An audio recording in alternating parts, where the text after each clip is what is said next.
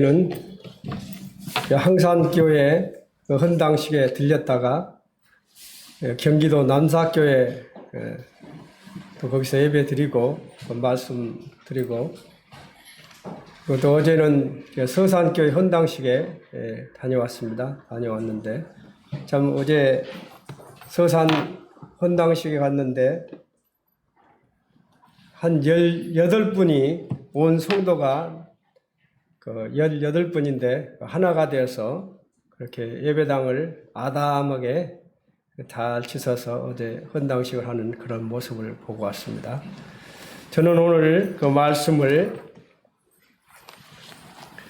생수의 강이 흐르게 덤불과 도랑을 치라 또 일어나라 전진하라는 그런 주제로 그 말씀을 전하고자 합니다. 최재행제님 회사에서 이렇게 오송산 넘어가는 길이 있어요. 거기가 넘어가는 길에 보면 여기 금강이죠. 금강물을 끌어 당겨서 이제 김제로 보내는 터널 물 수로가 있습니다. 그 수로가 있는데 잘 해놨다가 산 들어가는 입구에는 이렇게 철망으로 막아놨어요. 그런데 거기 같은데 큰 덤불 같은 거 이런 것들이 다 있으면 물이 못 내려가겠죠.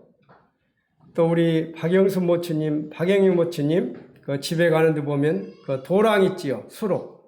그 물이 잘 흐르는데 거기에 덤불이 낀다든지 또 막 흙이 쌓이면은 그 물이 잘 내려가지 못하죠. 그래서 흐르는 곳에는 덤불을 제거해 주고 또 이렇게 흙이 있으면 그 도랑을 정비를 해줘야만이 물이 잘 내려가죠. 그래서 저는 오늘 생수의 강이 흐르게 덤불과 도랑을 치라 그리고 일어나라 전진하라는 이런 주제로 말씀을 전하기로 원합니다. 말씀 전하기 전에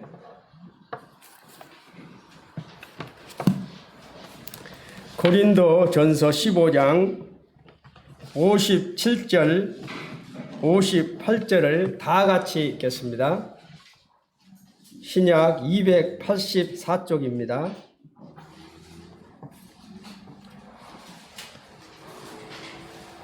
다 찾으셨죠? 시작. 우리 주 예수 그리스도로 말미암아 우리에게 승리를 주시는 하나님께 감사하노니 그러므로 내 사랑하는 형제들아 견실하며 흔들리지 말고 항상 주의 일에 더욱 힘쓰는 자들이 되라. 이는 너희 수고가 주 안에서 헛되지 않은 줄을 알미라. 감사합니다.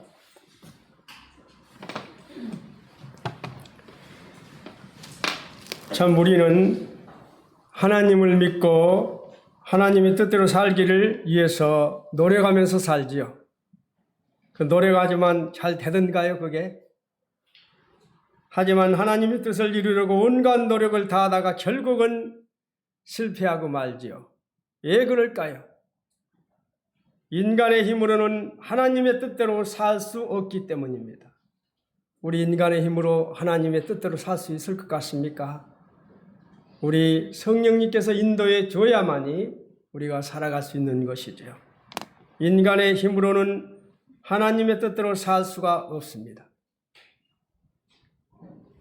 실패 앞에 모든 이들이 탄식하면서 이렇게 고백하지요. 아, 마음은 온유로되 육신이 약하도다. 참 우리 믿음의 선배인 사도 바울도 이런 고백을 했었지요.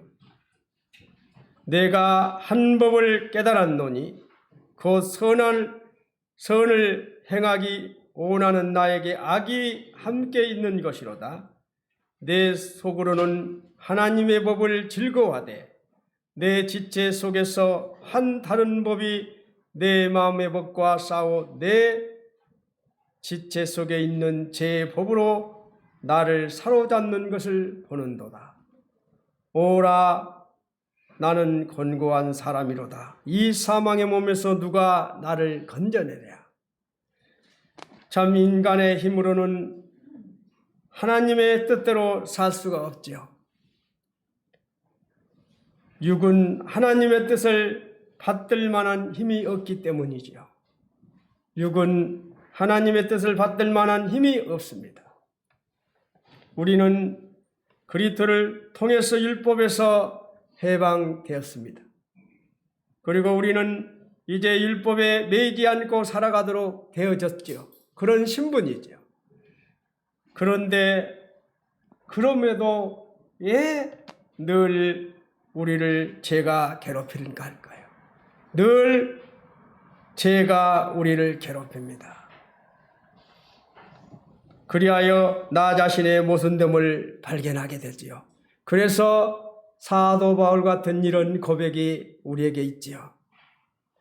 저도 이제 얼마 있으면 2년 있으면 70이 되어 가는데 참 주님을 믿고 살아오면서도 이러한 갈등 속에 많이 제 자신과 그런 싸움 속에서 주님께 기도해 본 적이 있습니다. 여기서 나는 누구를 가리키는 것일까요? 여기에서 나는 사도 바울은 동시에 구원받은 모든 성도들의 자신을 가리키는 것이죠. 오라 나는 곤고한 사람이로다. 이 사망의 몸에서 누가 나를 건져내랴. 구원받은 성도가 아직도 죄 때문에 갈등하는 이유가 무엇일까요? 여기서 완전히 죄에서 해방되신 분이 있으면 손 한번 들어보세요. 제가 오늘 교제 한번 하고 싶습니다. 자신 있게 손을 들 분이 없을 겁니다. 구원받은 성도가 아직도 죄 때문에 갈등하는 이유가 무엇일까요? 구원받은 성도랄지라도 아직 하늘나라에 도달한 것은 아니기 때문입니다. 아직도 성도는 지상에서 죄와 싸우고 있는 중입니다. 이렇게 성도가 죄와 계속적으로 싸우는 이유는 아담의 타락 이후 인간의 본성이 어쩝니까? 선합니까? 악하기 때문입니다. 그리고 육신의 욕망이 성령의 일을 거스르고 있기 때문이죠. 갈라디아서 5장에서 말씀하시죠. 육체의 소욕은 성령을 거스리고 성령은 육체를 거스리나니 이 둘이 서로 대적함으로 너희가 원하는 것을 하지 못하게 하려 함이니라. 비록 성도에게 이러한 갈등이 계속된다 해도 결국 성도가 승리하고 말지요. 왜 성도가 승리합니까?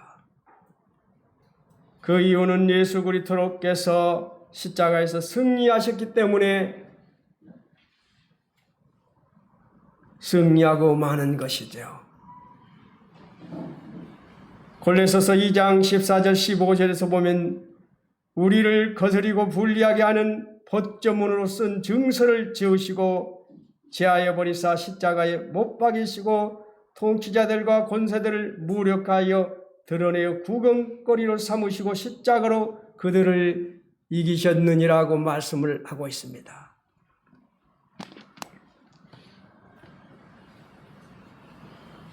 성도는 최후의 승리의 날을 바라보면서 성령의 인도하심을 받아야 하는 것이죠. 그래서 너희가 만일 성령의 인도하시는 바가 되면 율법 아래 있지 아니하니라 하고 갈라디아서 5장 18절에서 말씀하고 있습니다. 우리가 이 세상에서 살면서 이러한 갈등을 이길 수 있는 방법이 무엇일까요? 정말 우리가 살아가면서 이러한 갈등 속에 이길 수 있는 방법이 무엇일까요? 어떻게 해야 이런 갈등 속에서 이겨내면서 승리한 삶을 살아갈 수 있을까요? 거창한 것이 아니죠. 하나님께 의지하는 것이 유일한 방법이라는 것입니다. 우리가 이 세상에 살면서 이러한 갈등을 이길 수 있는 방법은 하나님께 의지하는 것이 유일한 방법입니다. 하나님께 모든 것을 맡길 때 이러한 갈등을 이길 수 있는 것입니다. 사도 바울이 고백하는 24절 오라 나는 곤고한 사람이로다. 이 사망이 몸에서 누가 나를 건져내랴. 이 고백은 인간이 전적으로 무능력하다는 것을 고백하는 것이죠. 인간은 자기를 구원할 수 있는 아무런 힘이 없기 때문입니다. 인간은 자기를 구원할 수 있는 아무런 힘도 없기 때문에 사도 바울 같은 고백을 할 수밖에 없는 것이죠. 금방 우리 돈영이가 저는 연서 그런 부분에서 기도를 하고 있어요. 저도 직장생활 해봤기 때문에 압니다. 그러한 갈등이 얼마나 있겠습니까? 그러나 우리가 그러한 갈등 속에서 승리할 수 있는 것은 말씀뿐이죠. 또 기도뿐이죠.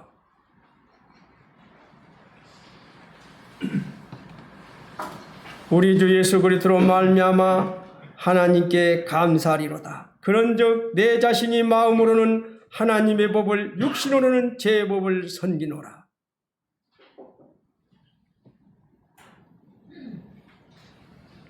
(25절의) 말씀은 하나님의 주권적인 역사를 우리에게 깨닫게 합니다. 하나님의 놀라운 주권으로 우리를 구원하심을 확실히 보여주기 때문이지요. 우리는 하나님께 감사해야 합니다.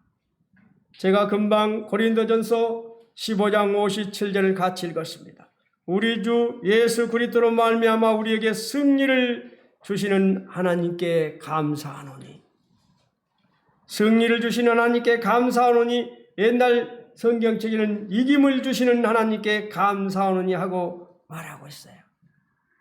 우리가 이길 수 있는 것은 말씀뿐이라는 것입니다. 우리가 이런 갈등 속에서 이길 수 있는 것은 하나님을 의지한 것뿐입니다. 하나님께 모든 것을 맡길 때 이러한 갈등을 이길 수 있는 것이죠.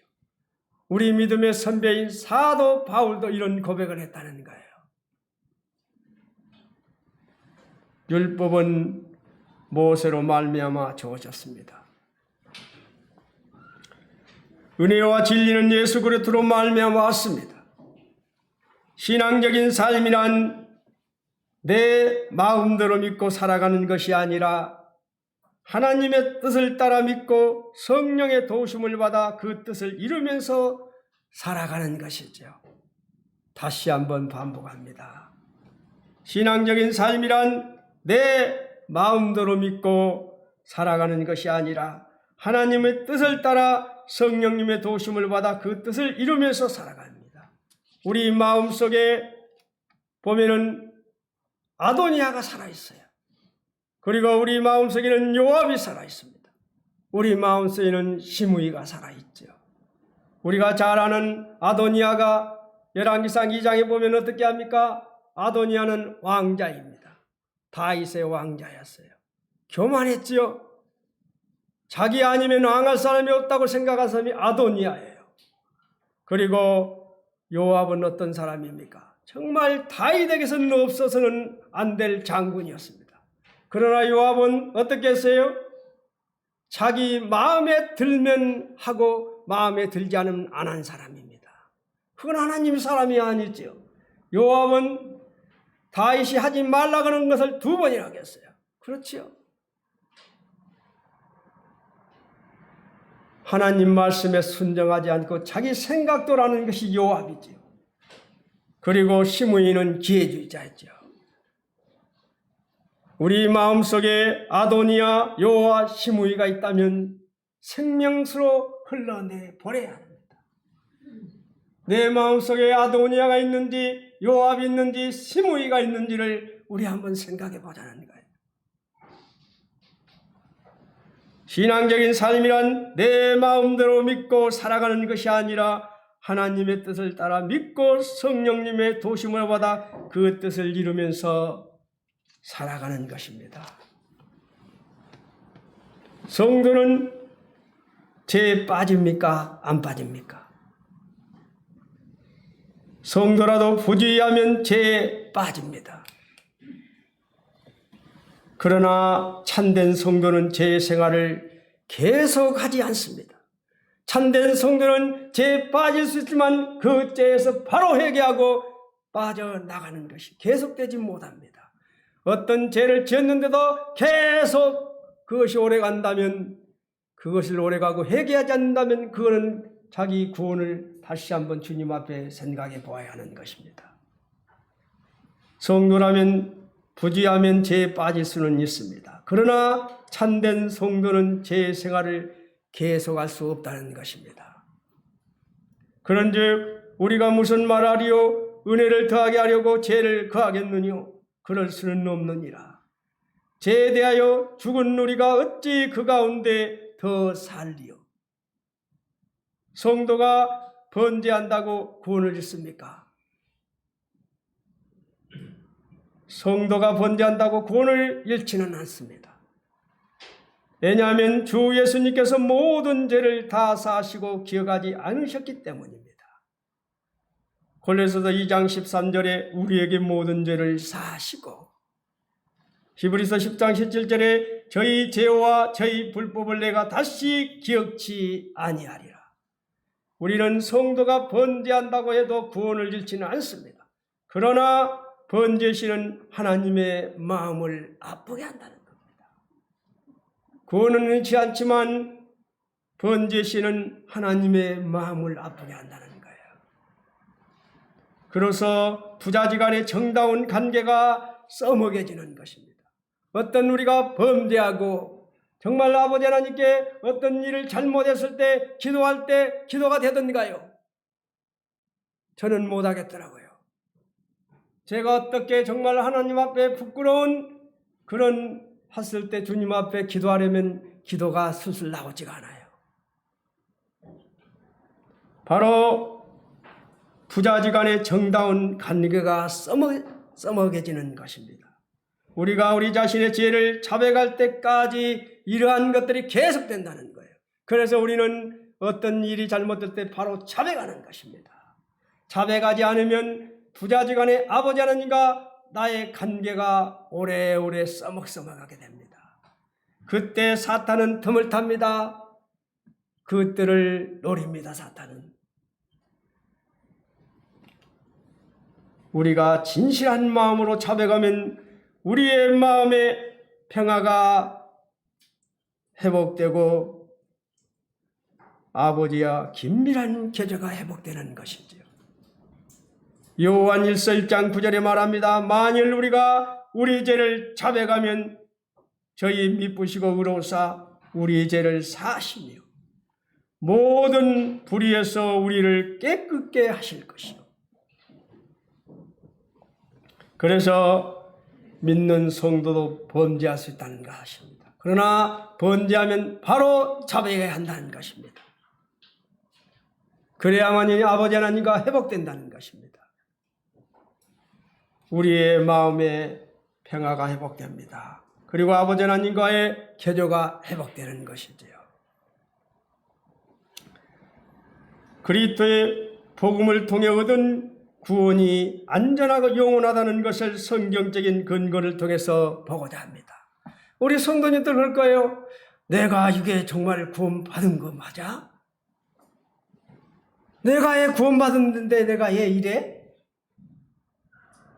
그러면서 내 구원에 대해서 의심할 때가 있을 수도 있습니다. 때로는 외부에서 그런 소리를 나도 듣기도 합니다. 그래서 저는 오늘 그리스도의 복음을 통해 얻은 구원이 안전하고 영원하다는 것을 성경적인 근거를 통해서 몇 가지를 보고 본론의 말씀에 들어가고자 합니다. 영생이란 말 자체가 구원은 영원하다는 사실을 말해주는 것입니다. 그렇죠? 영생이라는 말 자체가 구원은 영원하다는 사실을 말해주는 것이에요.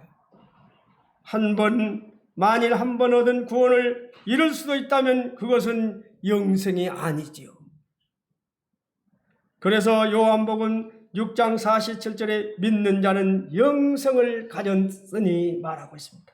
믿는 자는 영생을 가졌으니. 구원은 그리스도의 영원한 구속으로 되었기 때문에 안전하고 영원한 것입니다. 저가 한 지체로 거룩하게 된 자들을 영원히 온전케 하셨느니라. 히브리서 10장 14절에서 말하고 있어요. 그리고 구원받은 자들이 보전을 받는 것은 하나님의 뜻입니다. 그래서 우리는 안전하고 영원한 것입니다. 뭐라고요? 구원받은 자들이 보전함은 받는 것은 하나님의 뜻이라는 거예요. 나를 보내신 이의 뜻은 내게 주신 자 중에 내가 하나도 잃어버리지 아니하고 마지막 날에 다시 살리는 이것이니라고 요한복음 6장 39절에 분명히 말씀하고 있습니다. 구원은 그리스도의 능력과 미쁘심에 의해 되어지기 때문에 안전하고 영원한 사실입니다. 내가 저희에게 영생을 주노니 영원히 멸망치 아니할 터이요 또 저희를 내 손으로 빼앗을 자가 없느니라. 분명히 요한복음 1장 24절에 말하고 있어요. 구원은 그리스도의 사랑으로 지켜주시기 때문에 안전하고 영원한 것입니다. 누가 우리를 그리스도의 사랑에서 끊으리요? 환난이나 곤고나 핍박이나 기근이나 적신이나 위험이나 가리랴. 우리는 확실하게 이렇게 우리의 연약함을 아시기 때문에 하나님께서는 말씀을 통해서 구원은 영원하다는 것, 안전하다는 것을 분명히 이렇게 말씀을 하고 있습니다. 약속의 말씀이 불변하기 때문에 구원은 영원한 것입니다.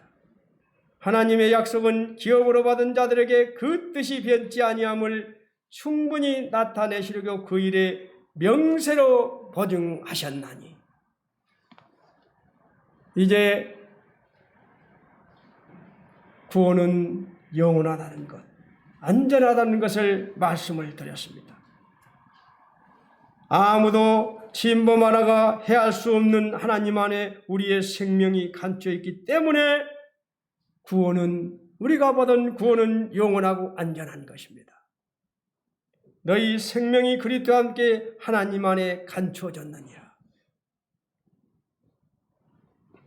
그리스도의 복음을 통해서 얻은 구원은 안전하고 영원하다는 것을 성경적인 근거를 통해서 방금 말씀을 드렸습니다.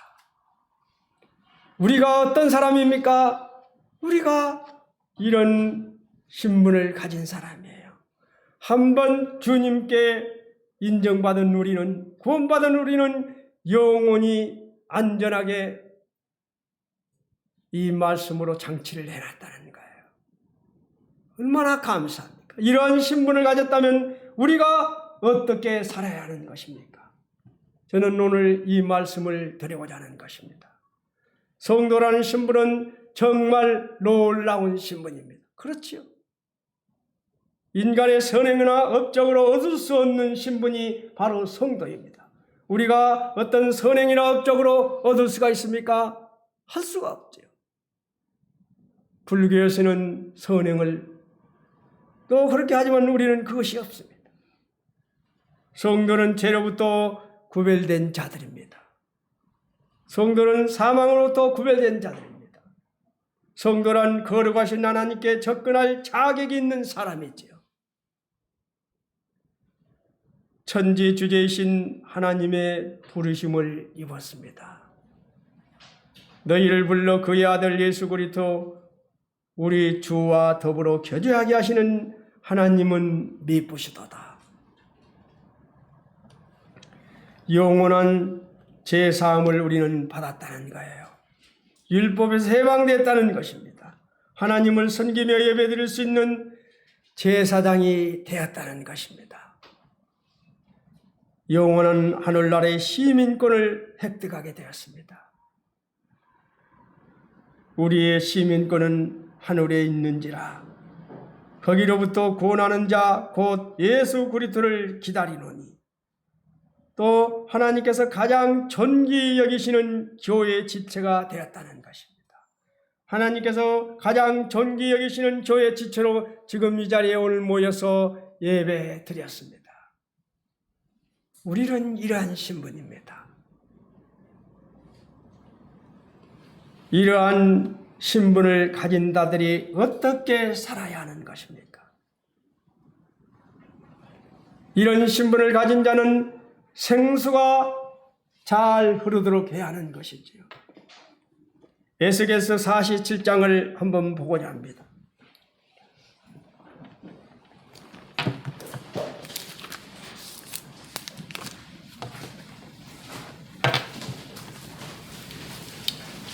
에스겔서 47장 긴 장인데 구약 1226쪽입니다. 그가 나를 데리고 성전 문에 이르시니 성전 앞면에 동쪽에 향하 있는데 그 문지방 밑에서 물이 나와 동쪽으로 흐르다가 성전 오른쪽 제단 남쪽으로 흘러내리더라. 2절 그가 또 나를 데리고 북문으로 나가서 바깥 길로 꺾어 동쪽을 향한 바깥문에 이르기를 본즉 물이 그 오른쪽으로 했으며 나오더라. 3절 그 사람이 손에 줄을 잡고 동쪽으로 나아가며 천척을 측량한 후에 내게 그 물을 건너게 하시니 물이 발목에 오르더니 4절 다시 선척에 측량하고 물이 건너게 하시니 물이 무릎에 오르고 다시 선척을 측량하고 내게 물을 건너게 하시니 물이 허리에 오르고 5절 다시 선척을 측량하시니 물이 내가 건너지 못할 강이 된지라. 그 물이 가득하여 헤엄칠 만한 물이요 사람이 능히 건너지 못할 강이더라. 5절 6절 그가 내게 이르시되 인자야 내가 이것을 보았느냐 하시고 나를 인도하여 강가로 돌아가게 하시기로 내가 돌아가니 강 좌우편에 나무가 심이 많더라. 8절 그가 내게 이르시되 이 물이 동쪽으로 향하여 흘러 아라바로 내려가서 바다에 이르니 이 흘러내리는 물로 그 바닷물이 되살아 나니라.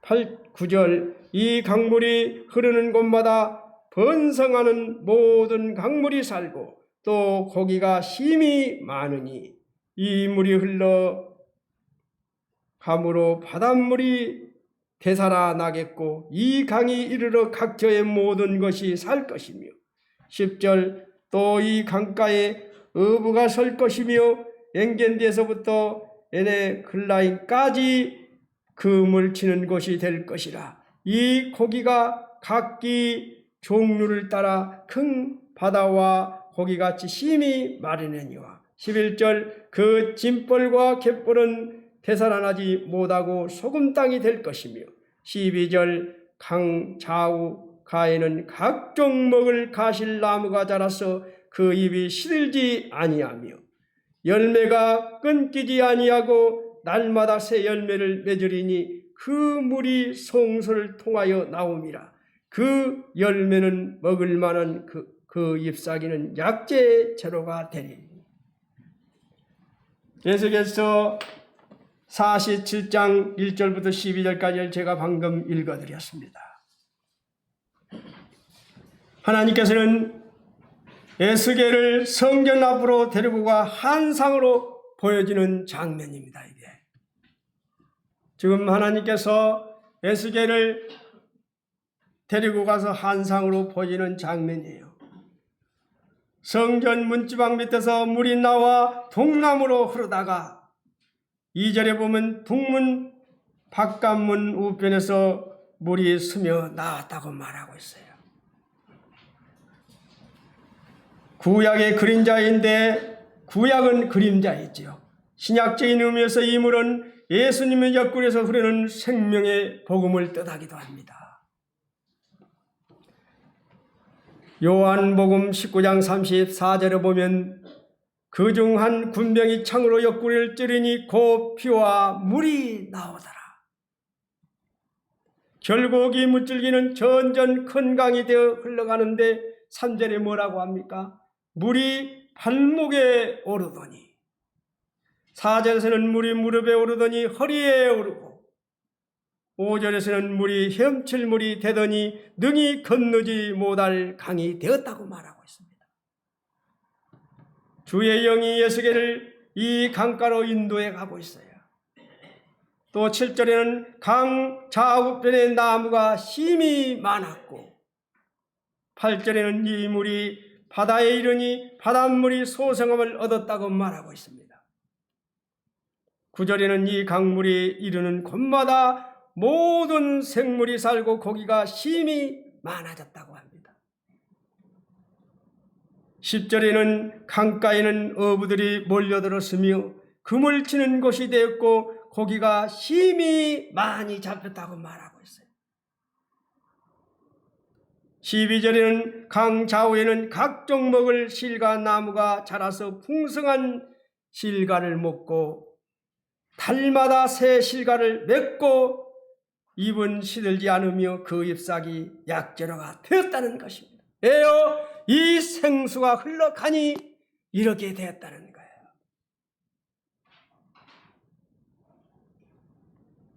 성전 문지방 밑에서 흘러나온 물이 이렇게 가니 흐르는 곳마다 막히지 않고 덤불이 없고 막히는 곳이 흘러가니 나중에 어떻게 했다고요? 강 좌우에는 각종 먹을 실과 나무가 자라서 풍성한 실과를 먹고 달마다 새 실과를 맺고 입은 시들지 아니하며 그 잎사귀는 약재로가 되었다는 것입니다.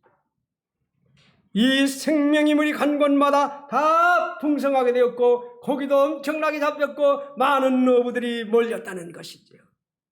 우리에게 의미하는 것입니다. 우리는 이 생수를 잘 흘러가도록 막 해야 되는 것이죠.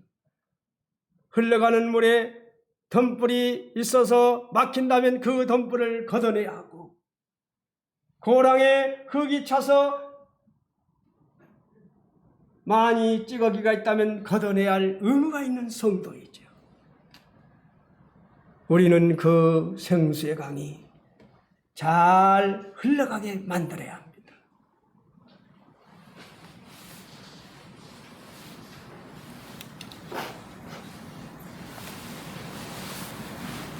왜 이렇게 되었습니까?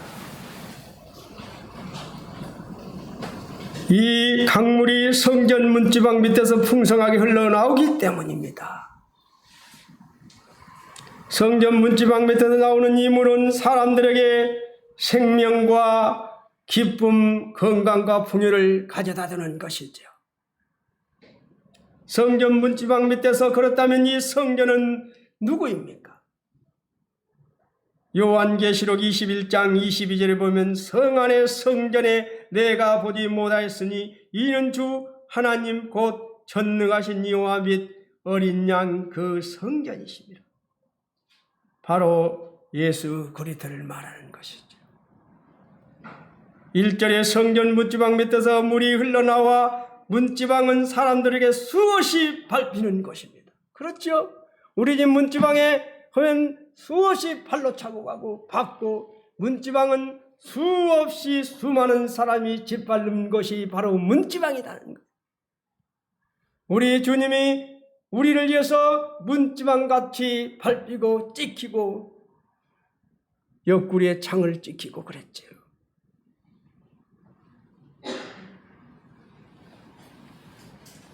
문지방은 사람들에게 수없이 짓밟히는 것입니다.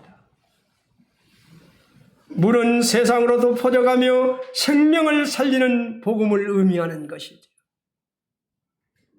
사도 바울이 전한 복음은 사람들은 말하기를 뭐라 했습니까? 연병이라고 했습니다. 지금같이 코로나 연병입니다.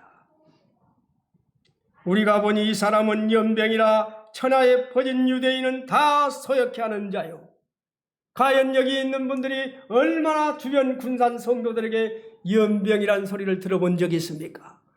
저 형제가 지나가면 저 자매가 지나가면 저는 연병이야, 연병을 퍼치는 자라고 그런 소리를 들어보셨습니까? 저는 이 말씀을 보면서 제가 부끄러웠어요. 그런 소리를 안 들었기 때문입니다. 그러나 사도 바울은 우리가 보니 이 사람은 연병이라 천하에 퍼진 유대인이 다 소욕해 하는 자요. 과연 우리는 연병이란 소리를 듣는 자인가? 한번 생각해 보자는 것입니다. 우리 자신에게 지금 복음 집회를 못하고 있습니까? 왜 그렇습니까? 구도자가 없어요. 지금 경희 자매님이 2분, 그리고 정혜신 자매님이 1분, 지금 없어요. 우리 또 나와 계시고. 구도자가 있어야 복음 집회를 할 거 아닙니까?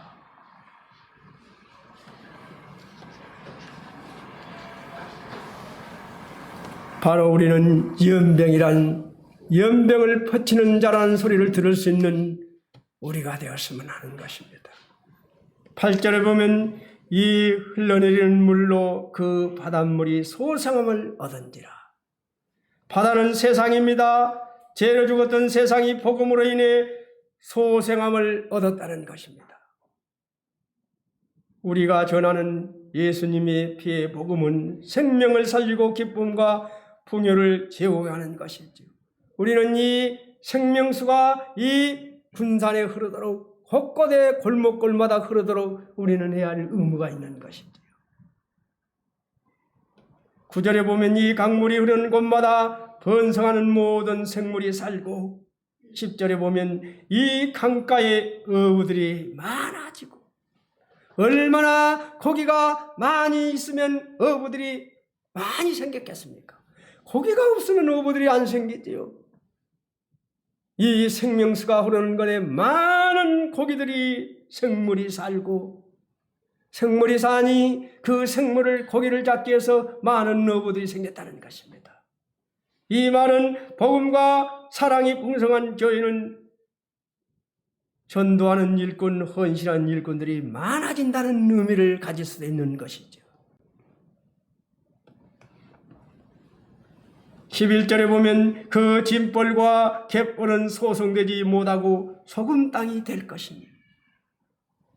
복음을 받아들이지 않는 짐벌과 갯벌 같은 사람들은 결국 소송하지 못하고 쓸모없는 땅처럼 되고 만다는 것을 비유하고 있는 것입니다.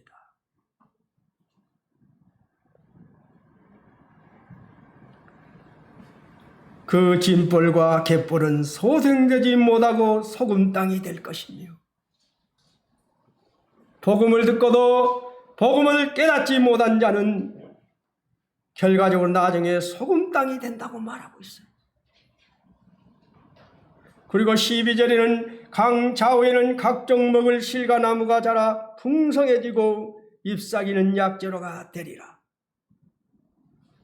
하나님의 교회는 쉼을 누리는 것입니다. 영육간에 치유되는 교회가 되어야 하는 것이지요. 우리 교회에 오셔서 쉼을 누리지 못하고 있다면 저희 교회 장로들의 책임도 많지. 강 좌우에는 각종 먹을 실과 나무가 자라 풍성해지고 잎사귀는 약재로가 되리라.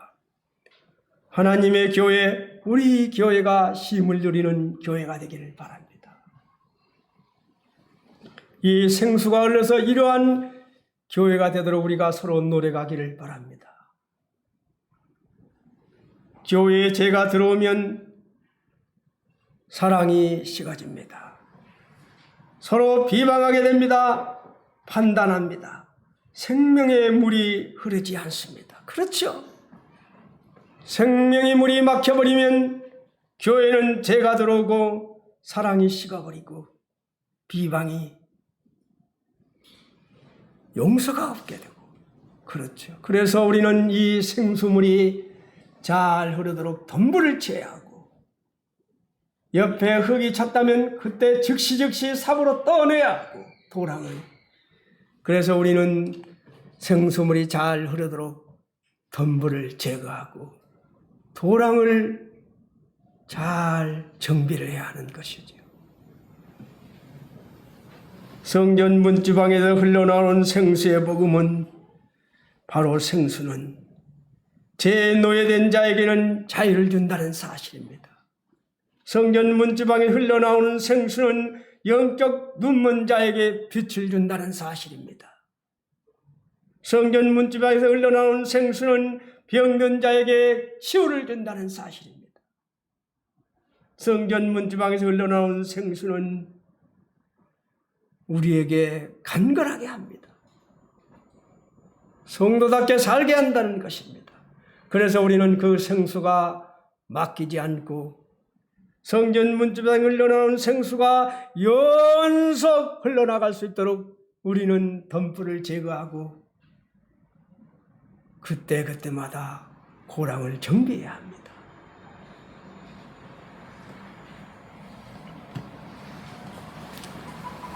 일천척을 측량한 후에 내게 그물을 건너게 하시니 일천척을 측량한 후에 나로 그물을 건너게 하시니 이 말씀은 무슨 말씀일까요? 바로 복음으로 도전하는 삶을 살라는 것이죠. 일천척 바로 530m 가고 나면 측량 후에 하면 무릎이 찼지요. 흘러 발목에 차고 무릎에 차고 허리에 차고 온몸에 잠기게 되었다고 말하고 있습니다. 어떤 물은 어린 나이는 건널 수 없는 얕은 물이 있기도 합니다. 어떤 물은 생명을 걸고 헤엄쳐야 가는 물도 있지요. 우리는 살다 보면 때로는 생명을 걸고 헤엄을 쳐갈 그런 물도 만나게 되는 것입니다. 이 생명수의 강은 일천 측량할 때마다 그 깊이가 깊어졌습니다. 맨 처음에는 발목에 오르고 그 다음 무릎에 그 다음엔 허리에 오르더니 마침내는 깊은 강물이 됐다고 말하고 있어요. 이 말은 하나님 나라의 시작은 미약하지만 날로 확장되어 결국은 온 세계가 하나님 나라로 지배될 것을 말하는 것이죠. 그래서 온 천하에 복음이 증거될 때 이 주님이 오실 것을 우리에게 말했습니다. 이 생수의 물이 잘 흐르도록 죄가 교회에 들어오지 못하도록 우리는 경계를 해야 하는 것입니다. 덤불을 헤치고 도랑을 잘 쳐서 물이 잘 흐르도록 작업을 우리는 해야 할 의무가 있는 성도라는 사실입니다. 덤불이 그 문지방에서 흐르는 그 물이 흘러가고 있는데 덤불에 막혀서 지금 물이 흘러가지 못하고 있는데도 모르는 척 지나간다면 그런 문제가 있는 것이죠. 분명히 그 물이 흘러가지 못하고 도랑에 흙이 많이 있는데도 그 삽을 삽질해서 도랑에 빠져서 도랑에 있는 삽을 퍼내지 않는다면 그 문제가 있는 성도지요. 덤불을 헤치고 도랑을 잘 쳐서 물을 잘 흐르도록 작업을 해야 할 의무가 있는 우리는 성도라는 사실입니다. 생수가 교회에서부터 풍성하게 흘러 죽어있는 영혼들이 소생함을 얻게 할 의무가 있는 우리는 성도입니다. 생수가 흘러서 많은 사람들에게 편안과 기쁨을 주는 그런 교회가 되었으면 합니다. 우리 소수의 무리지만 우리 소수의 무리인 이 형제자매님들이 하나가 되어서 그 성전 문지방에서 흘러나오는 그 물이 잘 흘러가도록 덤불을 제거합시다. 도랑에 있는 흙이 찌꺼기가 뜨면 그때그때 삽으로 파냅시다. 그래서 그 생수가 이 군산 곳곳곳곳에 흐르도록 우리 해야 할 의무가 있습니다. 그래서 오늘 말씀을